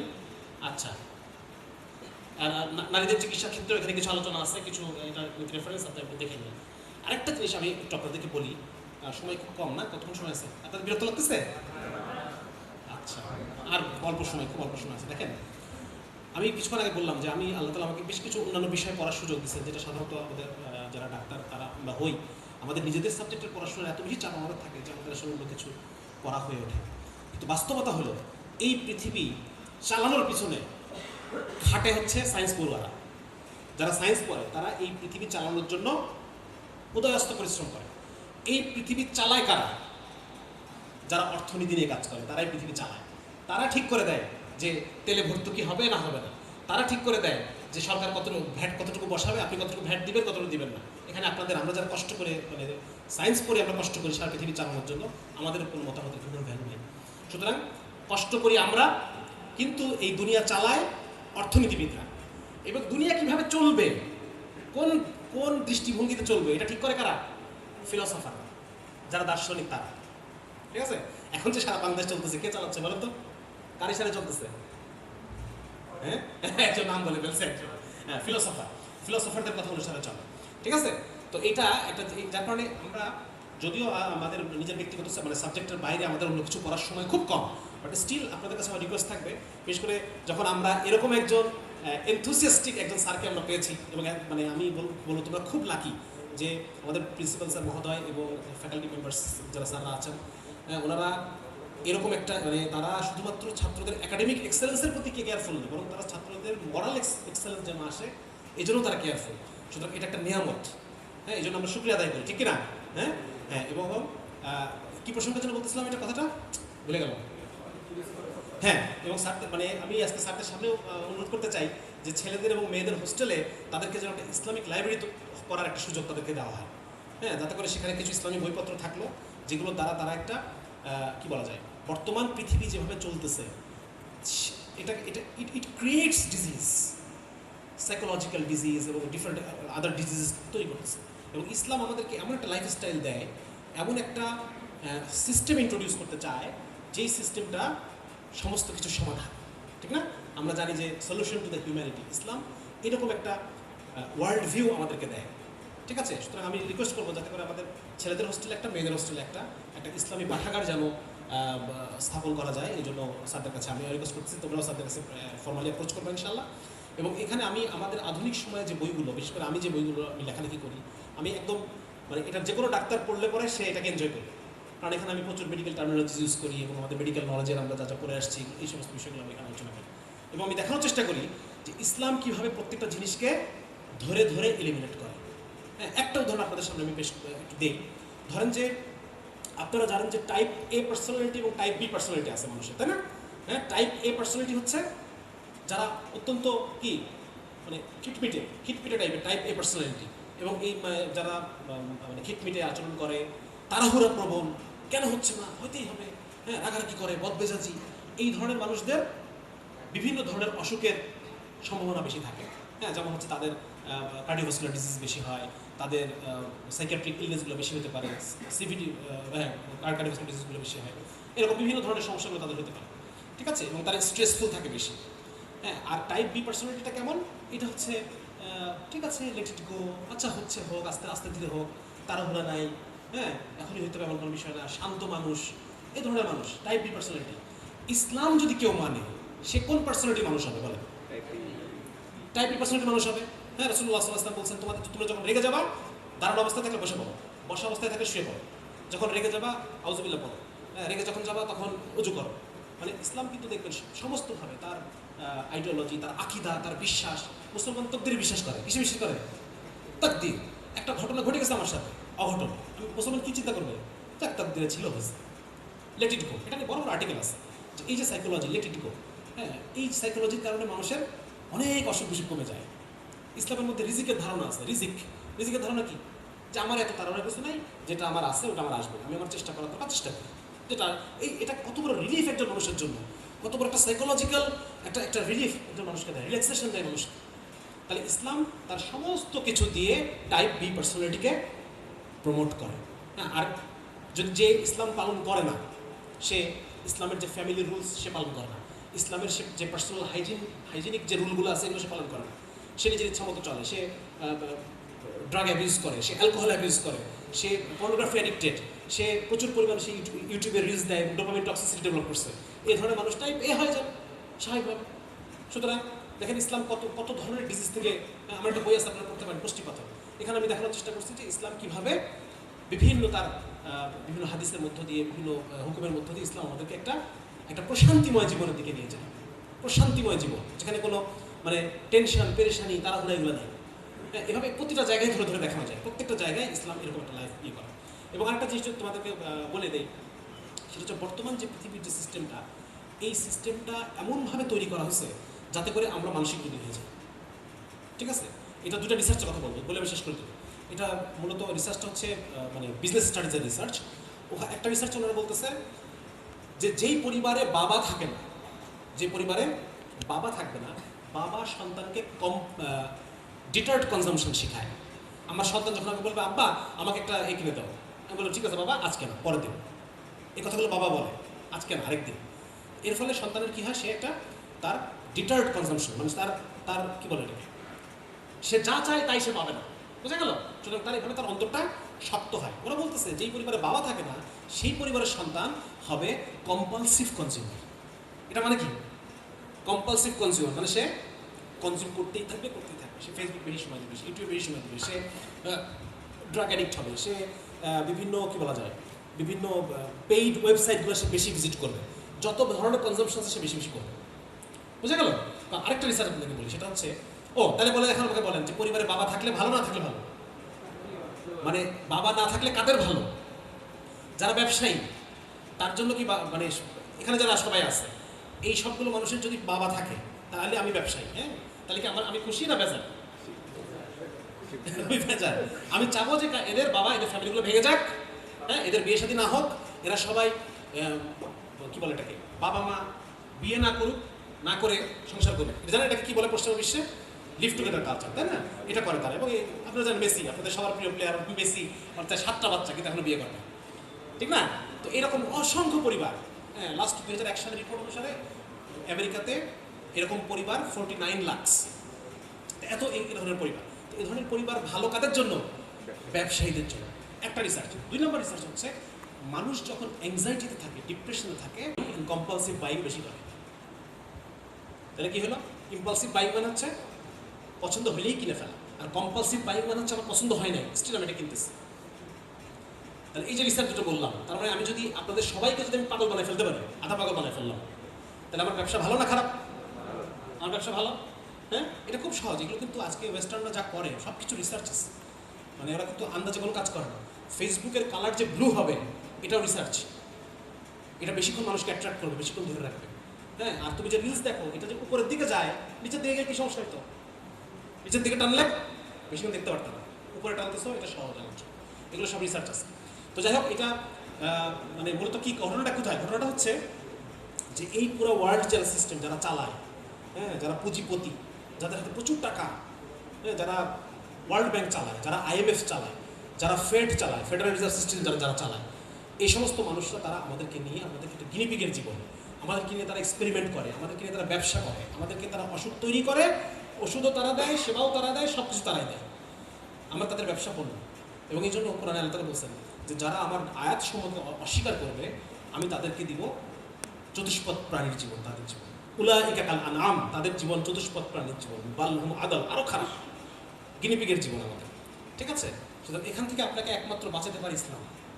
একমাত্র ইসলাম আপনাকে ওদের হাতে ব্যবসা হওয়া থেকে বাঁচাতে পারে, এছাড়া বাঁচাতে পারবে না। আপনারা জানেন যে আচ্ছা, লাস্ট আমার একটা বই বেরিয়েছে খুব রিসেন্ট, এটার নাম হচ্ছে এই অবেলায়। এই বইটার মধ্যে আমি দেখানোর চেষ্টা করছি যে আপনাদের এই যে যৌবনকালটাকে নিয়ে তারা কীভাবে ব্যবসা করতেছে। এই যে কো এডুকেশন, ছেলে মেয়ে একসাথে রাখা, এই রাখাটার পেছনে তাদের রিসার্চ আছে যে ছেলে মেয়েকে যদি একসাথে রেখে দিতে পারো তাহলে পরে তারা 4টা ধাপ আছে, মানে এই অ্যাডোলেসেন্ট যে লাভ, এটা 4টা ধাপ আছে সোশিওলজিস্টদের মত অনুসারে। তুমি যদি ফার্স্ট ধাপটা এনশিওর করতে পারো যে তারা একসাথে বসে পড়াশোনা করতেছে, তাহলে সেকেন্ড, থার্ড, ফোর্থ ধাপে তারা একে চলে যাবে। কারণ এখন হচ্ছে আমাদের হরমোন, আমাদের এখন হরমোনের মানে জোয়ার বচ্ছে আমাদের শরীরের মধ্যে। এখন একটা এই বয়সে 20 বছর বয়সে একটা ছেলের টেস্টোস্টেরন, এখন আমার বয়স প্রায় অ্যারাউন্ড 40, আমার চাইতে 20 ইয়ার্স একটা ছেলের বয়স, তার এখন 20 গুণ বেশি টেস্টোস্টেরন তার। হ্যাঁ, এই বয়সে একটা মেয়ের, এই বয়সে কোনো একটা নারীর তার অক্সিটোসিন হরমোন স্বাভাবিকের চেয়ে 6 গুণ বেশি। এর কারণ কি? তাহলে যদি পেট্রোল এবং আগুন একসাথে রেখে দাও, এক একে পুড়ে ছাই হয়ে যাবে। সুতরাং এইভাবে করে তারা আমাদেরকে বিভিন্ন স্লিপারি স্লোপ তৈরি করছে, যাতে করে আমরা লাইফের মধ্যে কিছু খাদের মধ্যে গিয়ে পড়ি, যেই খাত থেকে আমরা কখনো উঠতে পারবো না, আর উঠলেও আমি ওদের একটা ব্যবসার পণ্য হয়ে নেব। ঠিক আছে? এই জন্য আপনি বর্তমান যে western society, western culture, civilization, এটাকে আপনি যত ডিনাই করতে পারবেন তত আপনি হ্যাপি থাকবেন, তত আপনি সুখে থাকবেন। ঠিক আছে? আপনারা লক্ষ্য করছেন যখন আপনারা রিলস দেখা শুরু করেন, দেখতে দেখতে দেখতে 1 ঘন্টা দেখতেছেন, এরপর যখন বের হয়ে আসেন তখন আপনার মনে হয় কিছু ভালো লাগে না, কিছু ভালো লাগে না, কিছুই ভালো লাগতেছে না। এর পিছনে কারণ হচ্ছে এটা হচ্ছে ডোপামিন টক্সিসিটি। আমাদের ব্রেনের একটা ডোপামিনার্জিক সিস্টেম আছে, হ্যাঁ, আমাদের এখানে এটাকে বলে মেসোকর্টিক্যাল পাথওয়ে, মেসোলিম্বিক পাথওয়ে। এই মেসোলিম্বিক পাথওয়েটা আমাদের শরীরে যে কোনো প্লেজার তৈরি করে। তো যখন আমি খুব অল্প সময়ের মধ্যে অনেক হাই স্পাইক অফ ডোপামিন পাচ্ছি, আমার ডোপামিন স্টোর ডিপ্লিশন হয়ে যাচ্ছে, শেষ হয়ে যাচ্ছে। এরপর যখন আমি বের হয়ে আসতেছি আমার আর কোনো কিছুতেই ডোপামিন সিক্রেট হচ্ছে না, এই স্টোরে নেই, তখন আমার আর কোনো কিছু ভালো লাগতেছে না। তো ওরা যদি আপনি একটার পর একটা নিজের ইচ্ছা পূরণ করতে থাকেন তাহলে পরে আপনি অসুখী হবেন। আপনি যদি শুধু ওই কাজগুলোই করতে থাকেন যেটাতে আপনি আনন্দ পাচ্ছেন, অতিরিক্ত আনন্দ পাচ্ছেন, বিভিন্ন অ্যাডিকশন, পর্নোগ্রাফি, সোশ্যাল মিডিয়া, তারপর হচ্ছে এই লাভ অ্যাফেয়ার্স, রোমান্টিক রিলেশনশিপস, এগুলোর মধ্যে আপনি যত যাবেন তত আপনি আরো অসুখী হবেন। শুধুমাত্র ওই আল্লাহ তাআলা জানেন, যিনি আপনাকে তৈরি করছেন, যে আপনার কোথায় ব্রেক দিতে হবে, আপনার নিজেকে কোথায় আটকাইতে হবে।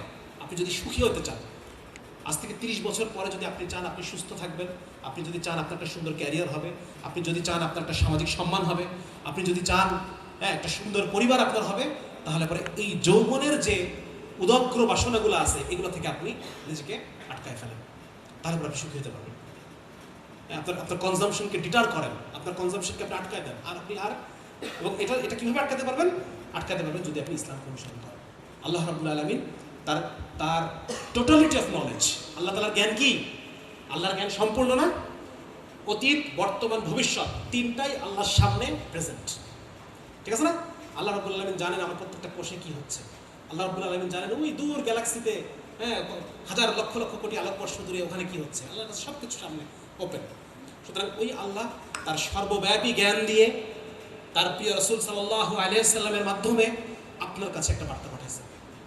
এই বার্তা যদি আপনি ফলো করেন আপনার জীবনের মধ্যে বৈপ্লবিক পরিবর্তন আসবে।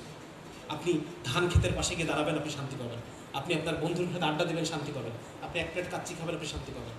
আপনি আপনার সন্তানের আধো আধো কথা শুনবেন, আপনি শান্তি পাবেন। তার হাঁটতে হাঁটতে নতুন হাঁটা দেখবেন, আপনি শান্তি পাবেন। আর যদি আপনি এই বার্তাকে গ্রহণ না করেন তাহলে আপনার জীবন হবে চতুষ্পদ জীবন। আপনি একটা ধুকে ধুকে জীবন কাটাবেন, জীবন কেটে যাবে, কিন্তু আপনি ওই অর্জনটা করতে পারবেন না যে অর্জনটা আপনি করতে পারতেন, কারণ আপনি খাতে পড়ছেন। ওই খাত থেকে উঠতে গিয়ে আপনার অনেক সময়, অনেক শ্রম, অনেক আবেগ চলে গেছে। ওইটা যদি না যেত ওই সময়, তাহলে আপনি আজকে জীবনে 30 বছর পরে ওই জিনিসটা পাইতেন যেটা আপনি পেতে চান। কিন্তু এখন এটা আপনি এনশিওর করবে কে? আপনার ফুল ক্যাপাবিলিটি, ফুল ইউটিলাইজেশন, এটাকে এনশিওর করবে একমাত্র ইসলাম। আপনি যদি ইসলামের সামনে সাবমিট করেন, এবং ইসলামকে কি ফোর্থ সাবজেক্ট বানাবো না মেইন সাবজেক্ট বানাবো বলেন? ইসলাম তো আমাদের সবার ফোর্থ সাবজেক্ট। যে হবে নি, পরে করবো না, একভাবে হয়ে যাবে, সমস্যা নেই। না, ইসলামকে মেইন সাবজেক্ট বানাতে হবে। জীবনের প্রত্যেকটা কাজে, প্রত্যেকটা সিদ্ধান্তে ইসলামকে আগে রাখতে হবে। যদি এটা আপনি পারেন, এটাকে বলে সাবমিশন, নাকি? নিজেকে সাবমিট করা। এটা যদি করতে পারেন তাহলে পরে আপনি ওই ফুরফুরে জীবন যেটাকে বলে, টেনশন ফ্রি জীবন, টাইপ বি পার্সোনালিটির যে জীবন, নাকি? ফুরফুরে জীবন, প্রশান্তিময় জীবন, একটা মেন্টাল জীবন পাবেন, ঠিক আছে না? এবং আল্লাহ তাআলা বলছেন যে এই দুনিয়াতে আমি তাকে দিব হায়াতান তাইয়্যিবা, পবিত্র জীবন দিব তাকে। হতে পারে তার টাকা পয়সা কম থাকবে, কিন্তু অন্তরের মধ্যে থাকবে কি? প্রশান্তি। আল্লাহ বলছেন যে যদি কেউ আমার আলা বিযিকরিল্লাহি তাতমাইন্নুল কুলুব, সমস্ত অন্তর সমূহের প্রশান্তি একমাত্র আল্লাহর জিকিরের মধ্যে, আল্লাহর স্মরণের মধ্যে, আল্লাহর ইবাদতের মধ্যে। আরো বলছেন যে তোমরা যদি আমার জিকিরের জন্য অবসর হয়ে নাও তাহলে আমি তোমার অন্তরকে ধনী করে দেবো। কি করে দেবো? আমি যদি আল্লাহর দিকে আসি, আল্লাহর সাথে সাবমিট করি, আল্লাহর সব বিধিবিধানগুলোকে মেনে নেই, আল্লাহ বলতেছেন আমি তোমার অন্তরকে ধনী করে দেবো, তোমাকে না, তোমার অন্তরকে ধনী করবো। তাহলে যার অন্তর ধনী মানে কি? মানে আমি মনে মনে রাজা, নাকি? আমি মনে মনে রাজা, আমার মনটা আমার জীবন কাটে রাজার মতো। সুবহানাল্লাহ। এরকম আল্লাহ তাহলে করে দিতে পারে। কিন্তু এই জন্য আমাদের যেটা করতে হবে, আমাকে ইসলামের সামনে, এবং ইসলাম এমন না যে এটা আমাকে বৃদ্ধ বয়সে, ওই বুড়া বয়সে গিয়ে আল্লাহ বিল্লাহ করবো না। এখন এই মুহূর্তে যদি আপনি করতে পারেন, আপনার যৌবনটা হেফাজত হয়ে যাবে, এবং আপনি আপনার যে ক্যাপাবিলিটি সেই অনুযায়ী পারফর্ম করতে পারবেন, ঠিক আছে? আমি আরও অনেক কিছু দেখাই নাই। এখানে আমি আনছি রিসার্চে যে এই বয়সে সবচেয়ে বেশি ক্ষতি করে আমাদের দুটো জায়গা আছে। একটা হচ্ছে এই টাইম তো শেষ মনে হয়, আচ্ছা 5 মিনিট আছে, শেষ করে দিই। এগুলো আমার আলোচনা করতে গেলে আর 1 ঘন্টা লাগবে, এত আলোচনার কোনো সুযোগ নাই। এগুলো বাদ, এই দেখো কয়েকটা পয়েন্ট আমি তোমাদেরকে আনছি এখানে, তুমি একটু খেয়াল করো। 1 নম্বর হচ্ছে রিসার্চ শেখো, রিসার্চ মাইন্ডেড হও, 1 নম্বর। 2 নম্বর হচ্ছে এমনভাবে পড়বা যেন টিচার তোমার কাছ থেকে শিখতে পারে, বুঝতে পারছো? এমনভাবে পড়বা, শুধুমাত্র শেষ করে গেলাম না, তোমার টিচারও তোমার কাছে শিখতে পারবে, এইভাবে পড়বা। 3 নম্বর হচ্ছে ভার্সিটি কালচার নামে যে জিনিসটা আমাদের চলে, এটাকে ত্যাগ করবে। এই ছেলে মেয়ে একসাথে আড্ডা দেওয়া, ছেলে মেয়ে একসাথে ঘুরতে যাওয়া, এগুলো মজা আছে এটার মধ্যে, কিন্তু এই মজার পরের যে কষ্ট, ওই কষ্ট তুমি নিতে পারবে না। এটার মধ্যে মজা আছে, একটা পাশে একটা মেয়ে বসে থাকলেই অনেক মজা লাগে। এটা পুরুষ মানুষের এটা রিসার্চ যে একটা মেয়ের সাথে যখন নর্মাল কনভারসেশন একজন পুরুষ করে, তার লালায় টেস্টোস্টেরনের পরিমাণ বেড়ে যায়, এবং টেস্টোস্টেরনের পরিমাণ বাড়া মানে it gives his brain A message, ঠিক আছে? সুতরাং এটা যেমন বরং এই ভার্সিটি কালচারকে যদি তুমি ত্যাগ করতে পারো, এবং এটা এই হোস্টেল ক্লাসরুম লাইব্রেরি, এটার মধ্যে যদি তুমি সীমাবদ্ধ করে নাও, তোমার যৌবনের হেফাজত হবে, তোমার ইমান আমলের হেফাজত হবে, তোমার ক্যারিয়ারও ভালো হবে। একাডেমিক্সের জন্য এই কালচারটা খারাপ, এই কালচারটা একাডেমিক্সের জন্য খারাপ। তারপর হচ্ছে কি, যদি পারো, যদি এটা সম্ভব হয় যে স্যারদের বলে কোনোভাবে ছেলে এবং মেয়ে যদি সেগ্রিগেশন করা যায়, আলাদা করা যায়, এটা উভয়ের লেখা, এটা রিসার্চ, ওই যে রিসার্চ আছে এখানে, যে ছেলে আর মেয়ে যদি আলাদা পরিবেশে পড়াশোনা করে মেয়েদের রেজাল্ট ভালো হয়, মেয়েরা বেশি বেনিফিশিয়ারি এটা ছেলেদের চেয়ে। এবং ছেলেদের রেজাল্ট ভালো হয়। এটা একটা চার্ট আছে আমার, এই চার্টটা আপনারা দেখে নিতে পারেন, পাশে রিসার্চের রেফারেন্স আছে, ঠিক আছে। এবং একাডেমিক পারফরমেন্সের জন্য সহশিক্ষা মেডিকেল কলেজে সব জায়গায় এটা আছে যে মানে মেডিকেল কলেজের আছে, মেডিকেল কলেজের রেজাল্ট খারাপ হতে থাকে সহশিক্ষার ক্ষেত্রে। আচ্ছা, জীবনের অন্যান্য বিষয়গুলো সমান ইম্পর্টেন্ট। ইসলাম পড়াশোনার চেয়ে কম ইম্পর্টেন্ট না, বিয়ে শাদী পড়াশোনার চেয়ে কম ইম্পর্টেন্ট না। তারপর হচ্ছে আয় করা। ছেলেরা আমরা তো নবাব, আমরা আয় করতে চাই না, আমরা মনে করি যে আমরা সেই শেষে যখন পাশ করবো তারপর আয় করবো না।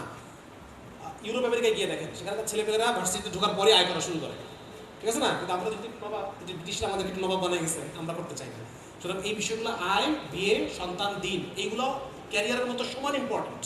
ডাক্তারদের মধ্যে একটা খুব ভালো মানে ব্যাড প্র্যাকটিস আছে, এত বেশি ক্যারিয়ার দিকে ঝুঁকে যায় যে ঘরের সময় দিচ্ছে না, বাচ্চাকে সময় দিচ্ছে না। আছে আমাদের বন্ধু বান্ধবদের মধ্যে অনেকে আছে, যার কারণে এরকম না, বরং প্রত্যেকটা জিনিসগুলো সমান important. Early to bed, early to rise, এটা আমাদের একটা খুব ব্যাড প্র্যাকটিস যে আমরা এটা করি না। আমরা মনে করি যে রাত জেগে পড়লে মনে হয় অনেক ভালো পড়াশোনা হয়। নো, এটা দেখা গেছে যখন আমরা ভোর 4টা থেকে সকাল 7টা পর্যন্ত এই সময় আমাদের ব্রেনে থেকে আলফা ওয়েভ, এবং এই আলফা ওয়েভ অবস্থায় আমি যত পড়াশোনা করবো ওই পড়াশোনা আমার সারাদিন ধরে আমি ওই পরিমাণ করতে পারবো, ওই পরিমাণ আন্ডারস্ট্যান্ডিং আমার হবে না। এই জন্য ভোর 4টা থেকে সকাল 7টা এই সময়টাকে আমি পড়ার জন্য আইডিয়া, এবং এই সময়টা এই গোল্ডেন পিরিয়ডটা যেন পাইতে হয় আমাকে ঘুমাইতে হবে রাত 10টার আগে, ঠিক আছে। রাত 12টার আগে আমাকে 2টা সাইকেল করে করতে হবে ঘুমে, এগুলো যখন তোমরা ফিজিওলজিতে পড়ছো। তাহলে early to bed, early to rise, ঠিক আছে। খেলাধুলা এবং জিম করা, খেলাধুলা করা, মেয়েরা খেলাধুলা করবে, মেয়েরা স্যারদের কাছে রিকোয়েস্ট থাকবে, স্যার মেয়েদের হোস্টেলে যদি টেবিল টেনিসের ব্যবস্থা করা যায় ওরা খেলবে, গা ঘামাইতে হবে না, ছেলেরা ফুটবল খেলবা, সাঁতার কাটবে, এগুলো করবা। এগুলো আমাদের ব্রেনে হেলদি ডোপামিন তৈরি করে, হেলদি ডোপামিন, বুঝা গেল। এটার দ্বারা স্ট্রেস রিমুভ হয়, কর্টিসল ডাউন হয়।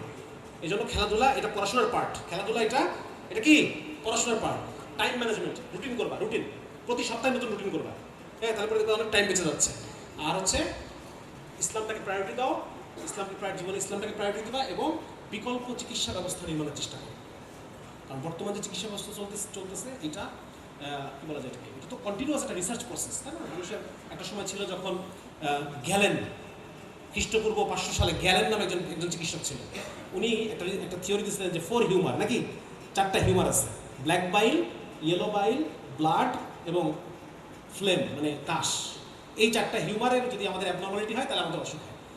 এবং আশ্চর্যের ব্যাপার, এই থিওরি 2000 বছর ধরে কাজ করছে। এটা চিন্তার আশ্চর্য ব্যাপার না? মানে এরকম একটা অ্যাবসার্ড একটা জিনিস, রিডিকুলাস একটা থিওরি, এই থিওরি মেনে 2000 বছর ধরে চিকিৎসকরা চিকিৎসা দিচ্ছেন এবং মানুষের অসুখ ভালো হয়েছে। সো এটা একটা রিসার্চ প্রসেস, ঠিক আছে না। আজকে ওই থিওরি বাদ হয়ে গেছে, আজকে আমরা নতুন থিওরি চিকিৎসা করতেছি, আবার হয়তো একদিন আসবে এই থিওরি বাদ হয়ে যাবে, নতুন কোনো থিওরি আসবে, হ্যাঁ। সুতরাং আমাদেরকে কন্টিনিউয়াস পড়াশোনা চালা যেতে হবে, আমাদের ব্রেনটাকে ওপেন রাখতে হবে, ঠিক আছে। এবং আরেকটা জিনিস বললাম যে এই গরিব দেশের লক্ষ লক্ষ কোটি কোটি টাকা বাঁচানোর মতো ক্ষমতা কিন্তু এই ডাক্তারদের আছে, আমরা চাইলে এটা পারি। একটা সময় ছিল, আজ থেকে যখন আমরা ছোটো ছিলাম, এইডসের বিজ্ঞাপন দেখাইতো, বিভিন্ন নায়ক নায়িকারা বিজ্ঞাপন করতো, স্যারদের মনে আছে মনে হয় যে কি এসেছে পৃথিবীতে এক মহারোগ, হ্যাঁ, বিভিন্ন অভিনেতারা মিলে অ্যাড করতো এইডস সম্পর্কে। ওইখানে একটা কথা থাকতো যে ধর্মীয় অনুশাসন মেনে চলুন। এখন আর এটা নাই, এখন আর এটা বলে না। কেন বলে না? হ্যাঁ, এগুলোর মধ্যে কিছু চক্রান্ত আছে, কিছু ঝামেলা আছে মধ্যে। যার কারণে বলতে চাচ্ছি যে মানে পারিবারিক এবং ধর্মীয় অনুশাসন যেটা, এটা অনেক অসুখ বিসুখ থেকে বাঁচাতে পারে। যার কারণে আমরা ডাক্তার এটা প্রমোট করতে পারি চাই। আবার এখন যে সমকামিতা, ট্রান্সজেন্ডার, এগুলোও ডাক্তারদের হাত ধরে ঢুকতেছে, এগুলোও ডাক্তারদের হাত ধরে ঢুকতেছে। একটা মানুষ এসে বলতেছে যে আমি মনে হয় মেয়ে, স্যার আমার অপারেশন করে দেন, কোনো ডাক্তার অপারেশন করে দিচ্ছে শুধু এই কথাটার উপর ভিত্তি করে, ঠিক আছে। সুতরাং এইটা সমাজ নষ্ট করা। এবং আপনারা অবাক হবেন, সিগারেটের অ্যাড ডাক্তারদের দিয়ে করানো হয়তো একসময় ইউরোপে। ধরেন একজন বড় ডাক্তার, বিখ্যাত ডাক্তার একটা সিগারেট খাচ্ছে, ক্যামেল ব্র্যান্ড, এই ক্যামেল ব্র্যান্ডে কফ হয় না, এই একটা অ্যাড দিয়ে দিলে কিন্তু ডাক্তারদের। সুতরাং যুগে যুগে ডাক্তাররা ভালো করছে, আবার মানে মোটিভেশন দিকে খারাপ হয়েছে। সুতরাং আজকে তোমাদের হাতে এই জাতির অনেক বড় ভবিষ্যৎ আছে, হ্যাঁ। আমরা এই জাতির চাইলে বিলিয়ন বিলিয়ন ডলার বাঁচাতে পারি যদি আমরা চাই, হ্যাঁ। কিন্তু সেই জন্য আমাদেরকে ইসলামের সাথে অ্যালাইন হতে হবে। ইসলাম যে লাইফস্টাইলটা কথা বলে, এটা ডিজিজ কমায় ফেলে, হ্যাঁ। বিশেষ করে যেটা ওই যে ডিজিজ বলে, এনসিডি, নন কমিউনিকেবল ডিজিজ। আমার ওই কোষ্ঠীপাথর বইটা যদি তোমাকে পরে দেখবা যে নন কমিউনিকেবল ডিজিজ ইসলাম কীভাবে কমায়, হ্যাঁ, এগুলো আমি ওখানে আলোচনা করছি। কমিউনিকেবল ডিজিজ তো এটা জীবাণুকে মারতে হবে, এখানে কোনো অপশন নেই, কিন্তু নন কমিউনিকেবল ডিজিজ। আচ্ছা, আর হচ্ছে লাস্ট হলো তোমাদের সবার কাছে তোমরা এক সময় বিভিন্ন পর্যায়ে যাবা। হ্যাঁ, যেমন দেখা যায় কেউ প্রিন্সিপাল হবা আজ থেকে 20 বছর পর, কেউ সার্জারি ডিপার্টমেন্টের হেড হবা। তোমরা আজকে থেকে নিয়ত করো, যেখানে পৌঁছাবা, যেই জায়গায় আল্লাহ তোমাদেরকে নেবেন, ওইখানে সেকুলার ইট খুলে লাগাইবা একটা ইসলামী ইট। পারবা না? হ্যাঁ, এই সেকুলারিজমের মধ্যে সমাধান নাই। আজকে দেখো, এই তোমাদের পড়াশোনার সাথে ইসলামকে কানেক্ট করার ফলে তোমাদের মধ্যে যে ডেডিকেশন আসবে, এই ডেডিকেশন মানে সেকুলারিজম কখনো ক্রিয়েট করতে পারবে না। ধর্মকে বাদ দিয়ে